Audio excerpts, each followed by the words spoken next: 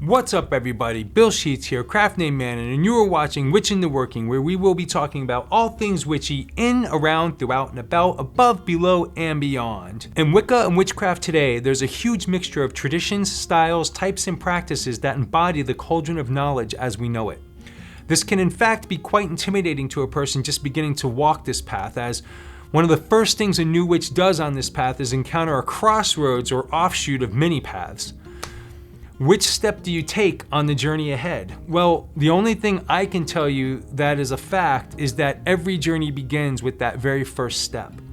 In this episode, I'll be talking about different paths and circumstances that you may encounter on this journey and try to help thin out the fog a little bit so that maybe you can see a little bit clearer the paths that lie before you. That being said, let's roll the intro.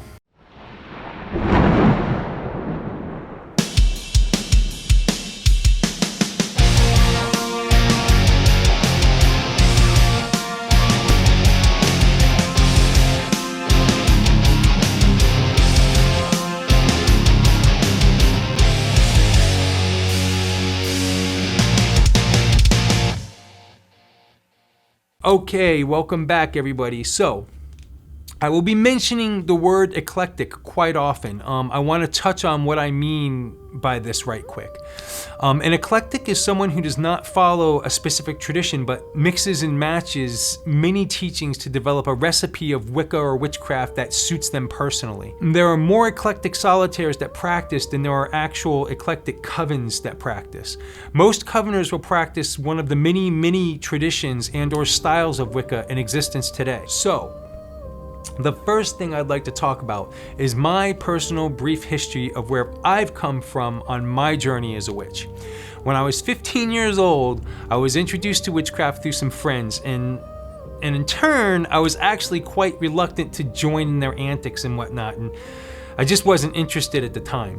But I feel it was very important and I was very fortunate to have met them because the seed of Wicca at that time was then planted into my head.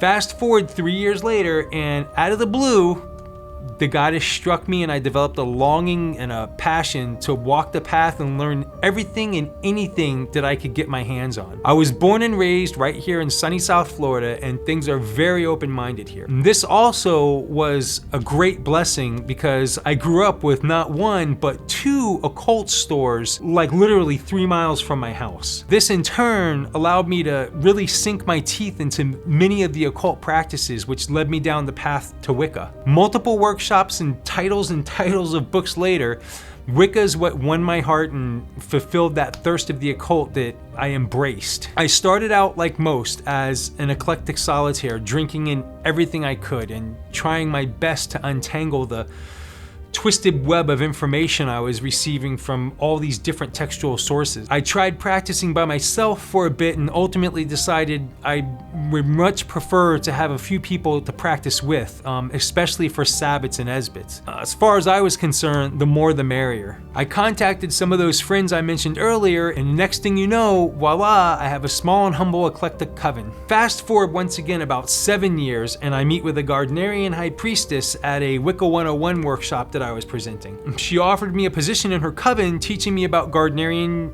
tradition of witchcraft. It finally took me 3 more years before I accepted her offer and began that walk down that path. I had already been practicing Wicca for 10 years now, eclectically both solitaire and working with a coven. My eclectic coven back then was called Children of the Dancing Moon. I have very fond memories. And when I joined this Gardnerian coven, I pretty much went into it with an extreme confidence that there was nothing that these people were going to teach me that I already didn't know. Well, I was 110% wrong. That path that I decided to walk on opened up an entire new world to me, teaching me concepts, practices, and dimensions in witchcraft that I had never seen in books or other sources. And basically, it knocked me silly all the way back to square one with Wicca and witchcraft. Okay, enough about me, but the main reason I was explaining my situation is so that I could reveal that I've been on both sides of the fence, eclectic versus traditional and coven versus solitaire. So that being said, let's dive right into it and I can give you my experiences and opinions on all of the above. So first, let's go over coven work versus solitaire work. A solitaire practitioner is a Wiccan or whatever, insert here, practitioner that chooses to work by themselves and not join a coven, for instance, or group of peoples to practice their craft, so to speak. On the flip side, coven work or group work is the decision and choice to work with others who are of similar mind and practice and they want to draw on your same energies. Let's talk solitaire practice. Firstly, solitaire witches may be solitaire by choice or unfortunately by fate. Some practicing witches may have no choice but to be solitaire. Let's go over a few reasons on why this might be. Location is one. If you happen to live in an area of the world where Wicca and witchcraft is just not very popular as of yet, this can pose a huge issue with you being able to extend a proverbial wand out to others to practice with. You may not have any covens in your area that appeal to you. You should never just work with a coven or group just because they exist nearby. This can be a recipe for disaster, trust me. Make sure these people are offering you something that is to your taste, and vice versa, make sure you're not joining them knowing that you're going into this wasting each other's time and energy. You may live in an area where it's just not safe for you to practice with a group or a coven. Unfortunately, there are places that still exist where this openness can attract prejudice and in fact put you in a predicament that can be uncomfortable, inconvenient, and at times flat out dangerous. When you work with others, you are relying on these people to keep your secrecy, and vice versa, you are being counted on to keep theirs as well. Some reasons for being a solitaire practitioner by choice may be the following. You may not feel comfortable working with others. If this is the case, don't waste your time or theirs, as in most cases, it's not gonna work out in the end. And if your intentions aren't confident from the get-go, it's definitely not gonna work out. Do you have time to work with a coven? A coven is a living, breathing entity, and it requires your time and effort to help it succeed. Again, if you're not quite confident in your journey with the coven, do not waste each other's time. Know that working with a coven is a give and take relationship, just like all successful relationships. It can't survive being one-sided. These are some of the pros of working as a solitaire witch. Well, one, you get to learn at your own pace. As a solitaire witch, you have no one telling you what to learn and how to do it. Or you're not trying to keep up with what others are currently working on. You have you, and that's it. If you don't want to learn a particular subject, then don't read about it and don't mess around with it. Quite simple, you're at the wheel, you're the captain. This actually segues into the fact that you also follow your own schedule. No one to tell you when the next meeting is or when or where you have to be for the next Sabbath or Esbit. If you decide you want to circle on Saturday, it's your choice. If you decide you want to do a circle in the middle of the day as opposed to the evening, then do it. No one's there to tell you otherwise or stress conflict with the decision. There are no rules or regulations. If you decide you want to place a statue of Mickey Mouse on your altar, it's your choice. If you decide you want to practice skyclad, which is naked, then go for it. If you decide you want to mix it up and introduce an addition to your present ritual flow, then have at it. Again, no one's there to argue the decision except your own headspace. Another pro is that you don't have to worry about if you don't quite meld with another that may be in your coven. Even worse is getting used to the people that you're working with in your coven, and then all of a sudden you have a new person to contend with that you might not get along with. I know what you're thinking, but Mannun, it's the craft. We accept and work harmoniously with everybody. Wrong. We're all human and situations arise, and unfortunately not all energies meld well together. For most of us, we just deal and accept if this happens, but some of you might not be capable of shrugging any dirt off your shoulders. If this is your case, then you may be best suited as a solitaire. In other words, if you don't work well with others. You get to design your own rituals. No one is there to tell you that you can or can't do a specific practice or worship a specific deity, for instance, in your ritual. You can mix and match and do whatever you want. You get to teach who, what, when, where, and how you decide. If the time comes that you're ready to teach someone who's come to you, you can take on the responsibility and decide the boundaries, constraints, materials, practices, rituals, spells, methods, what have you, to pass along to that seeking individual. No one is there to regulate you or tell you what to teach and how. What? Working solitaire sounds so freeing, Mannun. It sounds so awesome. Why wouldn't everybody just want to be solitaire? Well, I'm glad you asked. Some of the cons to working solitaire are as follows. You really are on your own.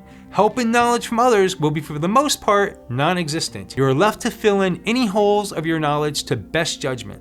Trust me, if there's one thing I've learned over my almost 30 years of practicing Wicca and witchcraft, it's that book knowledge totally takes second place to actual experience. The latter is where wisdom comes into play, and in my opinion, that cannot be portrayed well in a solitaire environment. Ultimately, yes, you will gain the wisdom through trial and error. However, this time frame could be exponentially shortened with the help of others that are there to give their account of their experiences and wisdom that they've already gone through years before. You miss out on camaraderie and potential lifetime family-like friendships that develop. That, in my opinion, the love and respect you gain working magically with others can many times even outweigh your blood family. There's something about sharing your knowledge and learning from others that just cannot be expressed by reading books alone. Again, this is where the wisdom and connection come into play. Self-discipline is another. No one is there to help urge you along. It's very easy to just not do anything as a solitaire practitioner.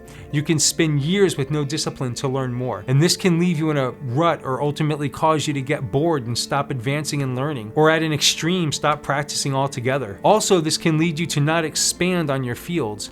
As a witch, we are always learning and experiencing. Always be widening your horizons. Don't get stuck in a narrow field of view of just what you already know. This being said, it's also very important to really take in and learn a specific practice before just moving right along. Sometimes, as a beginner witch, we'll try and learn many things at one time and become overwhelmed. It's better to dig one deep hole when searching for knowledge than to dig a bunch of shallow ones. These are but a few of the pros and cons working solitaire that I've come up with. Let me know of more pros and cons below in the comments. Let's talk coven or group practice. We as humans are for the most part a social species. A lot of us really embrace the interaction with others, and we all express this desire in different ways, but most of us embrace this desire nonetheless. This being said, Wicca and witchcraft is no different. Let's talk about some of the pros of coven work. As I mentioned earlier, camaraderie and the knowledge, and more importantly, the wisdom that others have to offer is an invaluable commodity in the world of the occult. You can read all the books and blogs you want and watch all the YouTube videos you can muster in a day, and they won't be able to replace the wisdom gained from experience and from elders of your circumstance sharing with you their similar trials and tribulations. Again, I myself thought I knew so much more than I really did before joining a traditional coven, but more on that in a few minutes. Support is another pro in working with a coven. You can always rely on a strong coven for support and progress in your walk down this path, and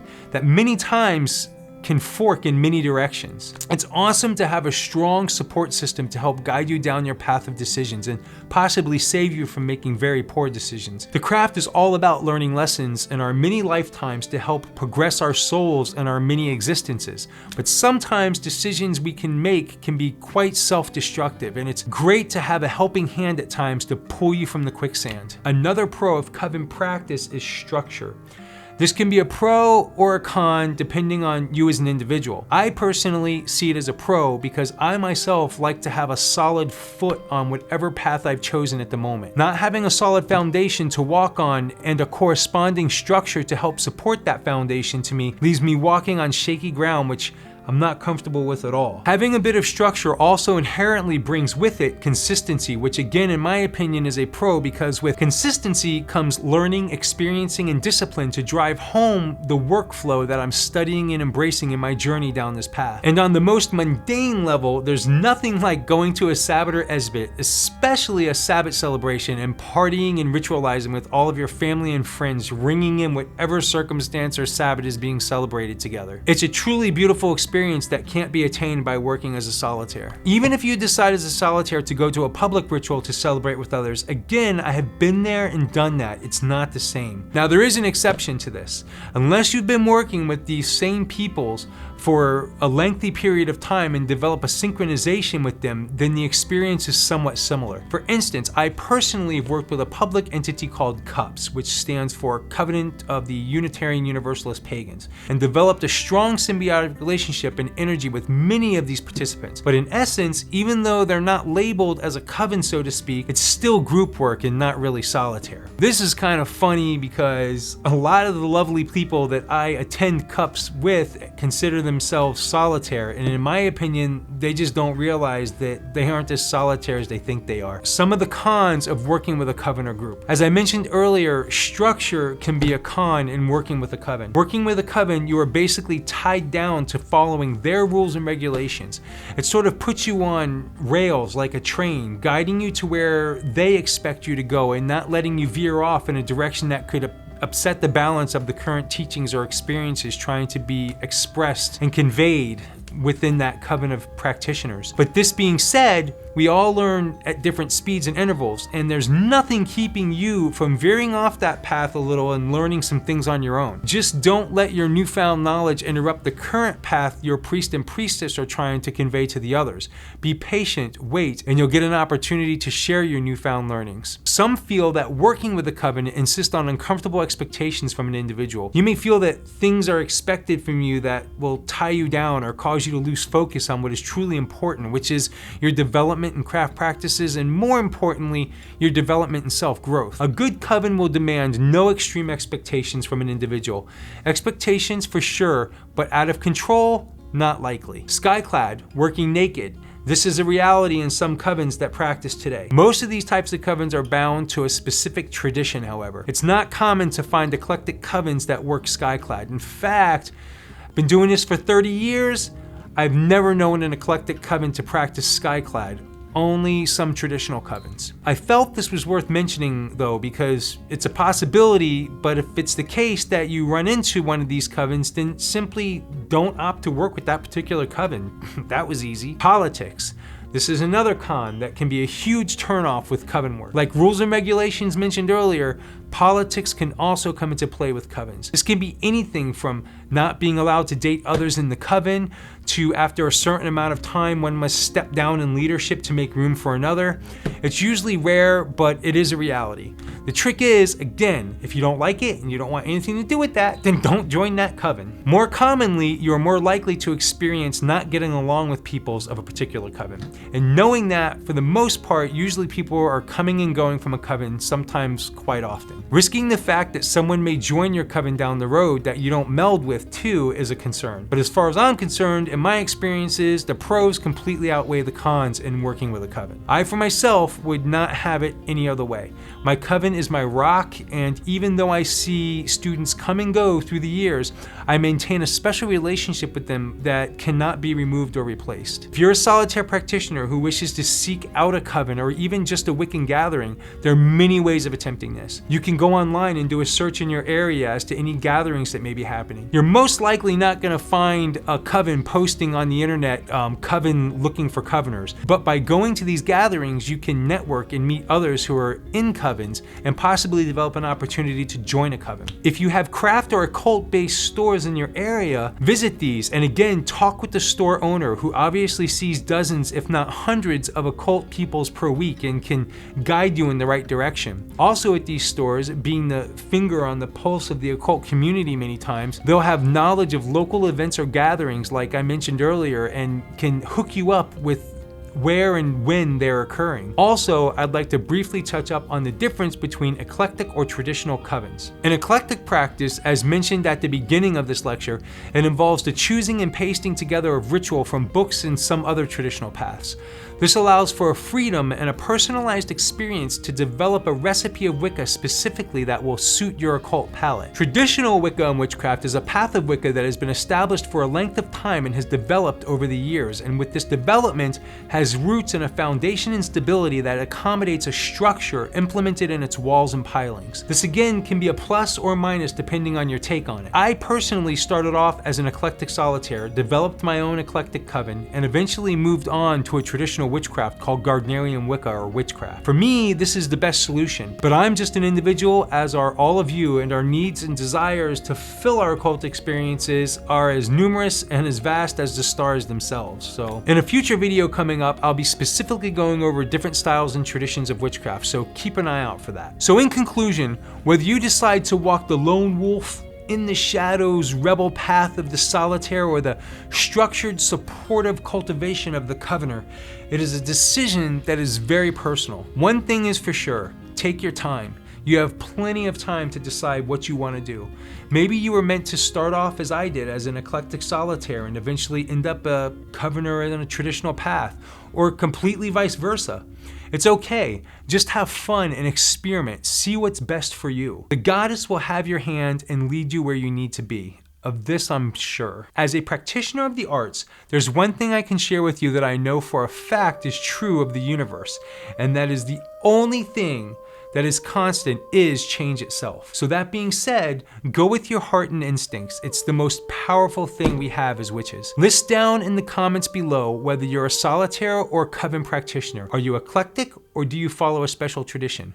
What are your thoughts on anything I mentioned in this video? If you liked this video, give me a thumbs up. And if you hated it, shoot me over a whopping thumbs down. In fact, hit that thumbs down twice if you really didn't like it. Please subscribe below, ring that bell so you'll know that the next time I put out a nice juicy video, which will be next week, you'll see it moving forward.